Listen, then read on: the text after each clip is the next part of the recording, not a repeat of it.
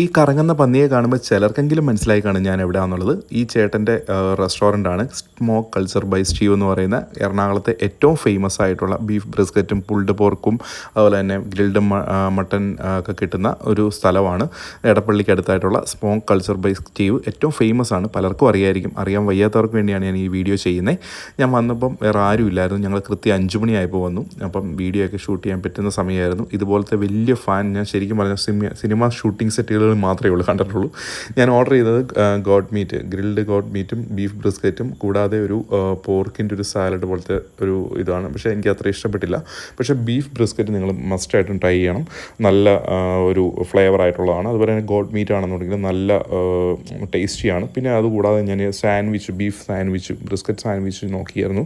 വളരെ നല്ല ടേസ്റ്റ് ആയിട്ടുള്ളൊരു ഒരു എലഗൻ്റ് ആയിട്ടുള്ള റെസ്റ്റോറൻ്റാണ്. പ്രൈസ് ഭയങ്കര കൂടുതലാണെന്ന് ഞാൻ പറയുന്നില്ല. സ്റ്റിൽ എബോവ് 900 ആണ് ബ്രിസ്ക്കറ്റിനൊക്കെ വരുന്നത്.